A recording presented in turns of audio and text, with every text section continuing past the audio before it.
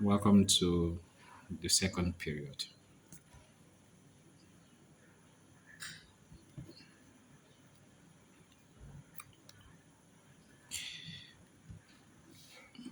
In many problems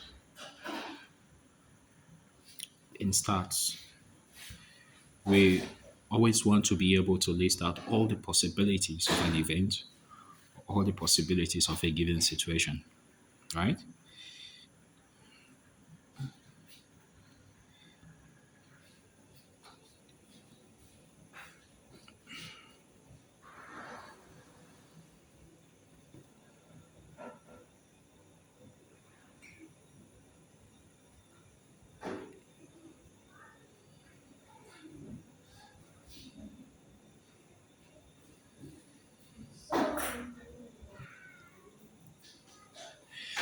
Not only being able to list it, after listing, we then want to be able to ascertain how many possibilities are there actually are there. So, or determine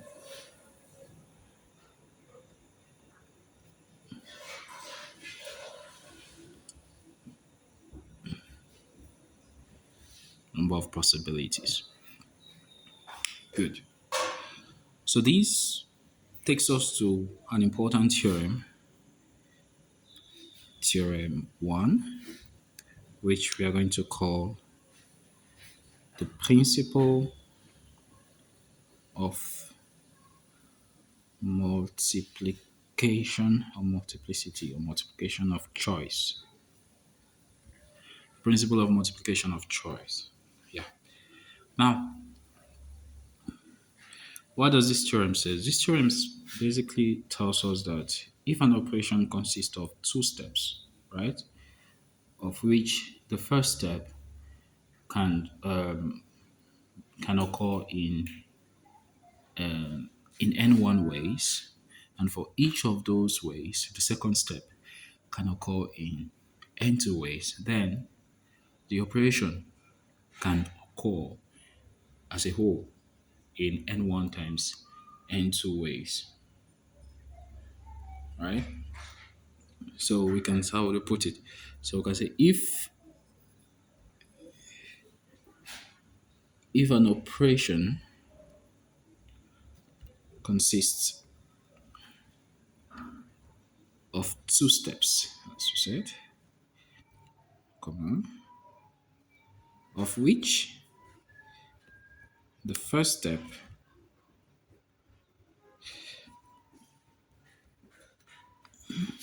can be done in n1 ways, and for each of these, the second can be done in n2 ways, then the whole operation can be done in n1 times n2 way. So that's the theorem. We are not going to prove the theorem, but I'm going to, how will you put it? We are going to justify this theorem. Okay, mind you, an operation can be, sorry, can be a procedure or a method of selection or any process. Okay, that's that. To justify the theorem, we could consider two particular sets. So we want to let's think about the steps towards an operation as a set, right? We we all know that the first step in any particular operation could have one unique outcome or several outcomes, just as the second step can also have one unique outcome or several outcomes, right? Now, if an operation consists of two steps, right, there could be a unique path towards the completion of that operation, or there could be several parts to get to the end of the operation. So, so we are going to suppose the first step, or the first step, the first step is x, and which consists of possibilities x1, x2, and so on, xi to a certain xn1. Okay, and the second step y consists of the sets y1, that's basically the possibilities of the second step, y1, y2, until yj, continue like that here, yn2.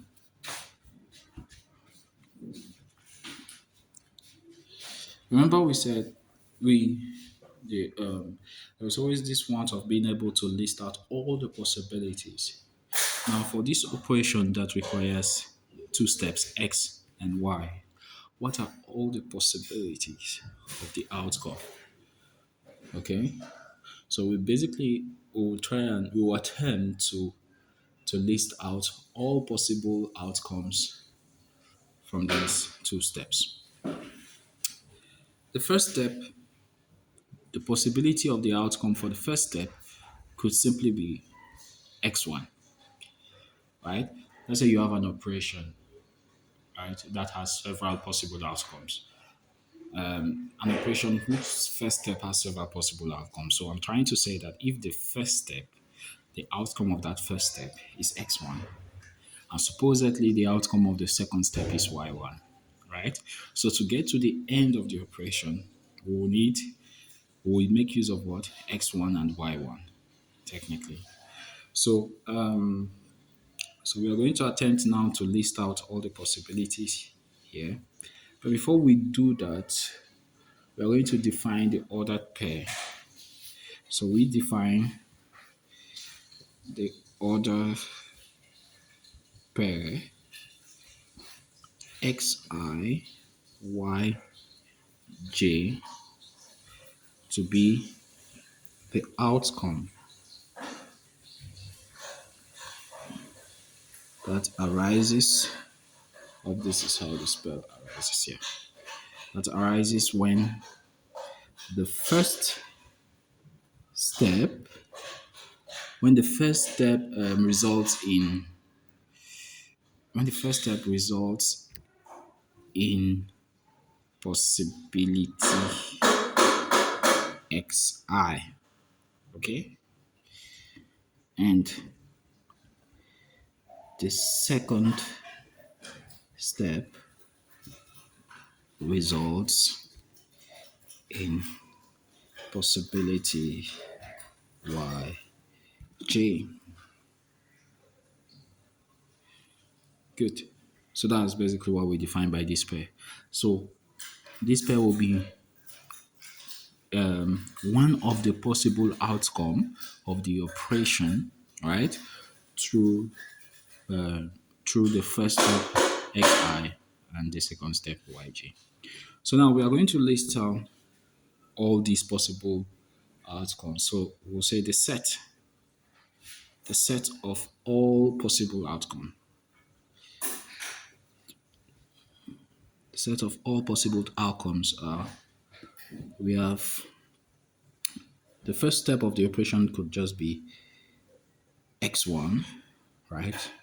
And then x1 with y1, right?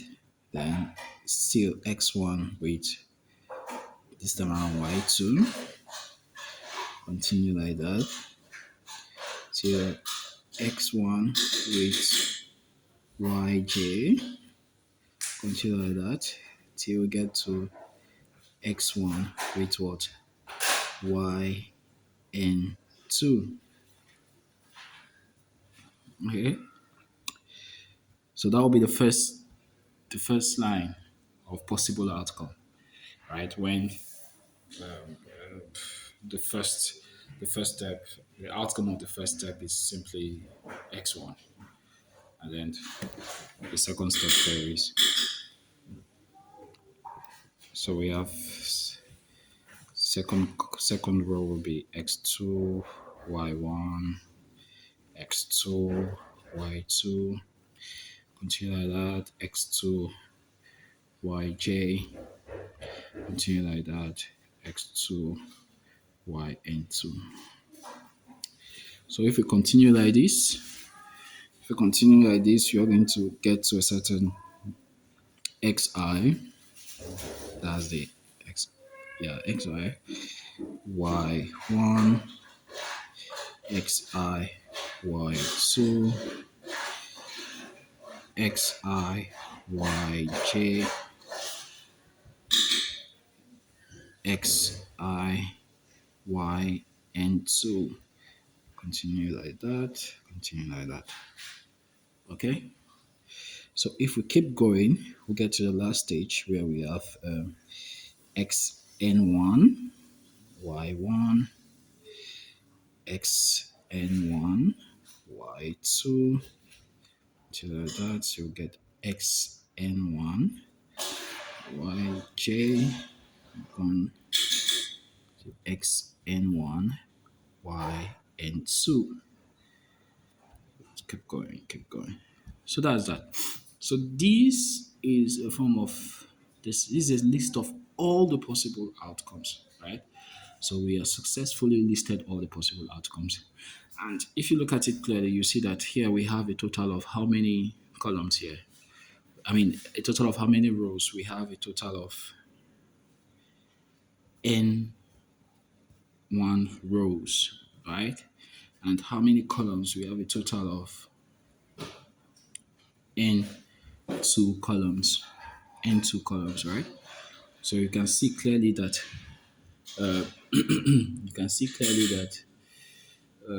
the set of all possible outcomes is composed of the set of all possible outcomes is consists of how many elements? N1, N2 times N1, N1 times N2. Yes. So we can say therefore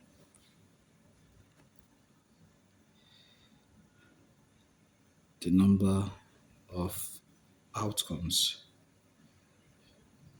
is N1 times N2. Yeah, that's that. Now, this is a situation where the operation only consists of two steps. Now, what we could ask ourselves is what happens if an operation consists of three steps, four steps, and many more, right? So we could use this two-step approach and generalize what could happen if the operation has more steps, right? Two or more steps. So that will be our theorem two. So now generalizing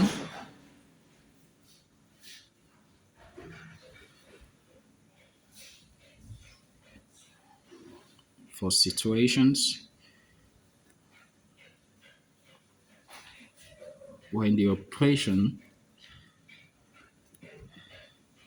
consists of two or more steps. So if we generalize it to the situation where it consists of two or more steps, so how do we call it? We'll call it theorem two, right? Call it a generalization.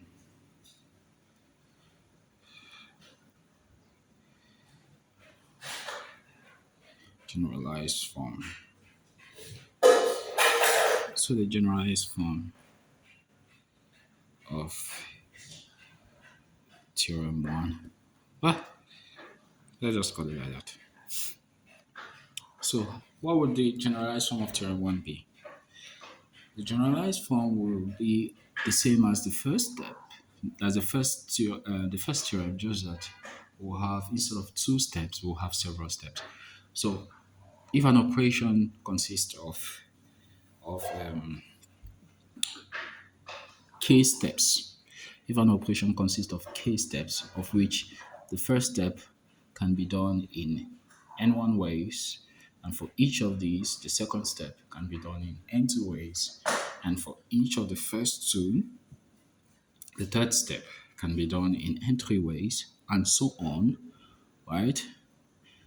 And so on until we get to the last step, which can be done in nk ways, right? For each of the first, each of the first n minus, for each of the first k minus one terms. No, for each of the first k minus one steps, right? Yeah. Then the whole operation can be done in n1 times n2 times n3 and so on till nk ways. So let's write it down.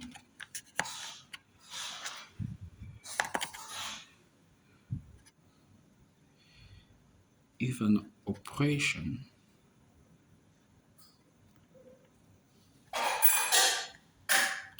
consists of k steps, right,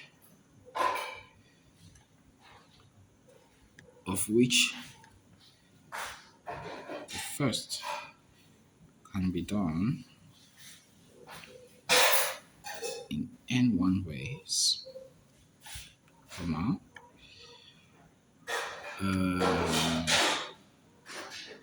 for each of these, the second step, let me take this up, the second step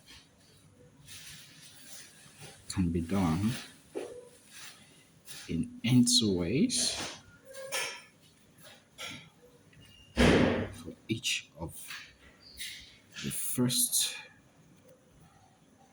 two steps. The third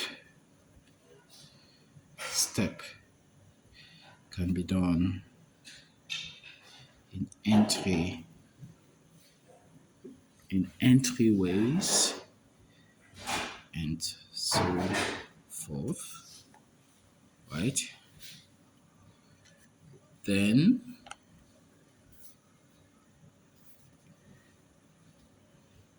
the whole operation can be done in n1 times n2 times n3 up to nk ways.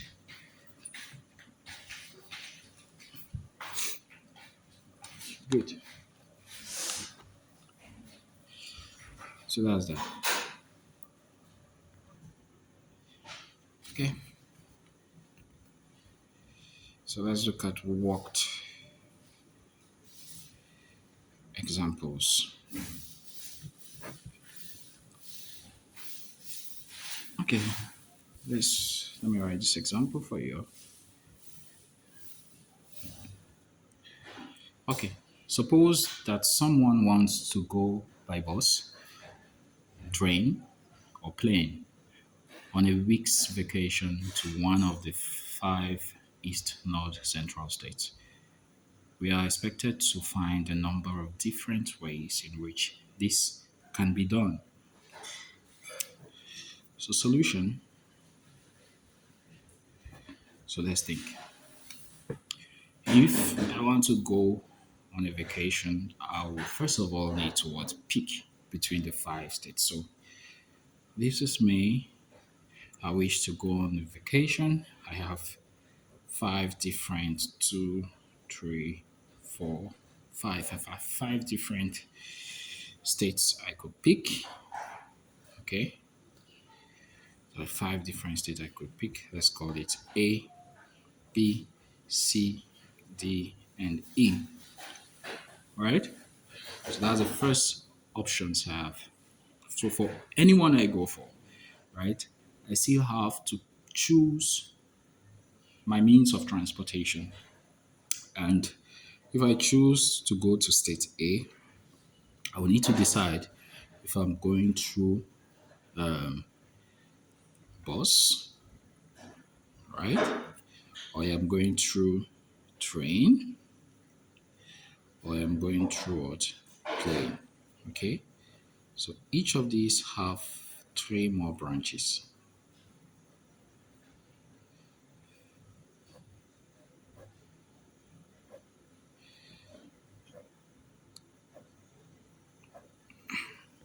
right? And these three branches we have basically the means of transportation. We have bus, train, plane.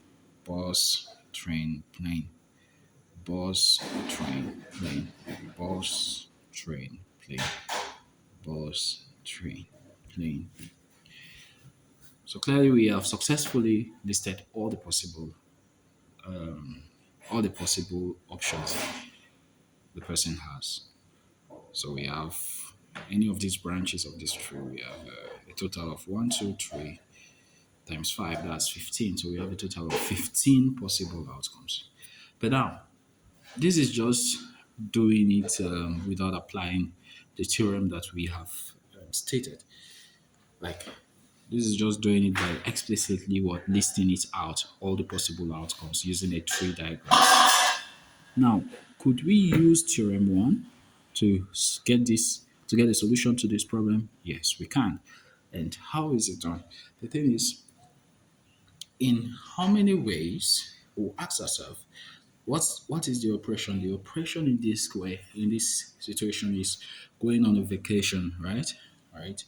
The proceed what we want to do for in this problem is centered at going on a vacation. Now, to go on a vacation, how many steps are involved? There are two steps technically. The first step is picking the area, right? The state you wish to go on vacation out of how many options? Out of five. And then the second step is what? To now pick your means of transportation. Okay? Yes. So we'll say the particular state, a particular state, all right, can be chosen in what? N1, which is equals to 5 ways, right? And the means of transportation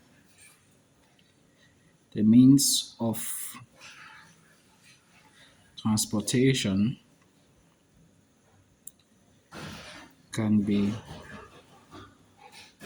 chosen in N2, which is three ways. Therefore,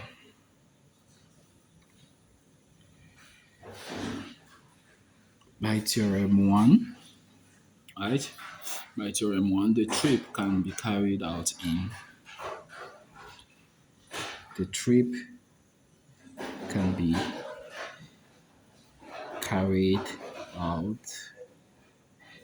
what? N1 times N2, which is equals to 5 times 3, which is equals to 15 ways. Which is clearly what we did here, right? By listing out all the possibilities by making a tree diagram. Okay? So that's the first example.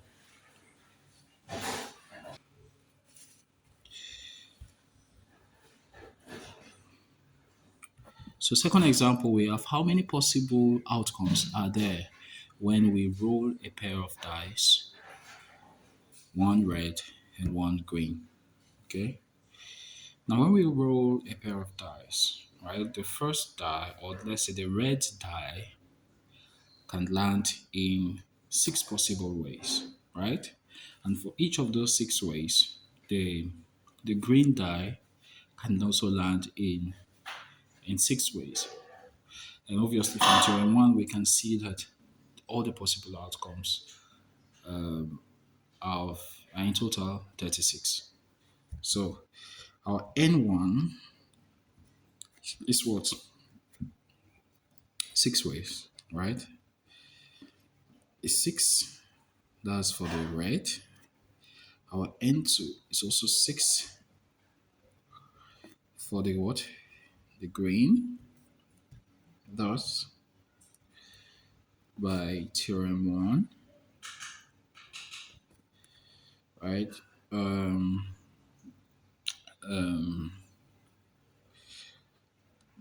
the number of possible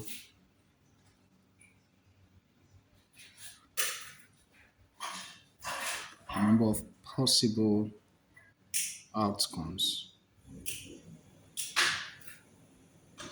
is n1 times n2 is 6 times 6, which is 36 ways. Okay, the next one we have, in how many ways can one answer all the questions of a true and false test consisting of 20 questions?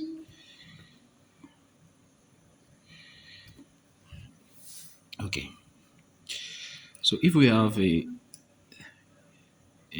test of 20 questions, what are the possible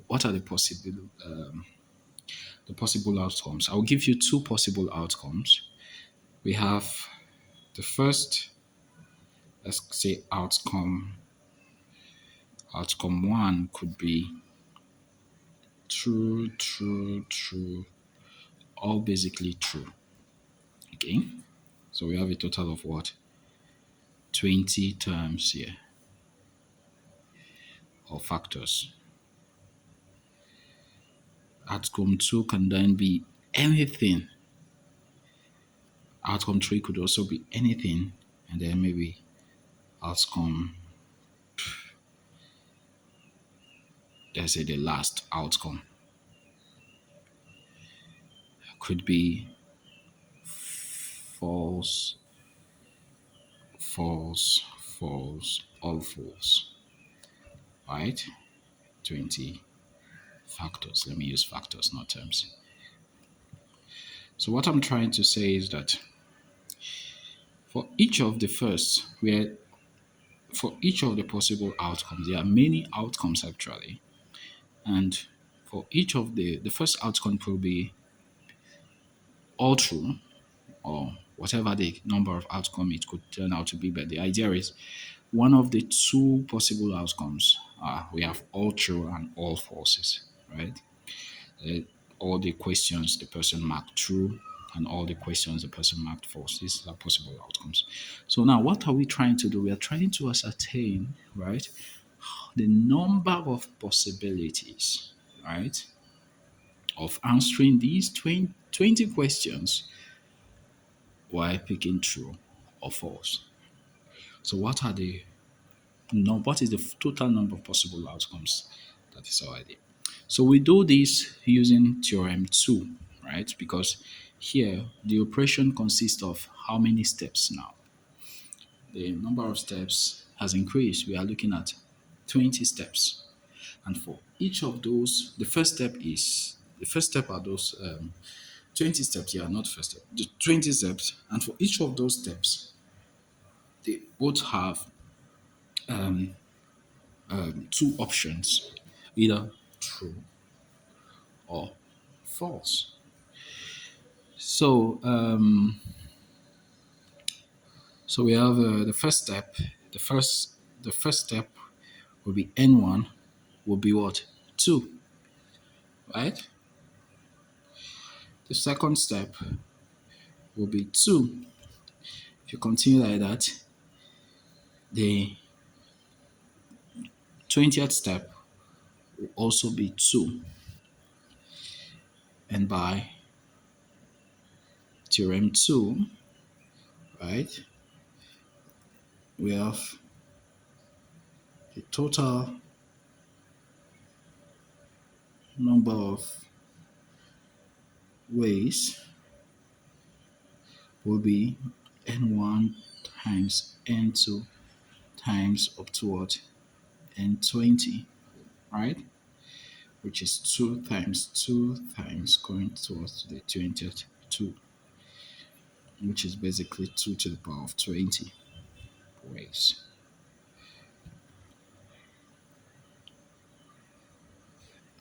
So the first step could be done in 2 ways, second step could be done in 2 ways, 20th step could be done in 2 ways. So since all of them can only be completed, those steps can only be completed in 2 ways, then the whole operation will be completed in 2 to the power of 20 ways.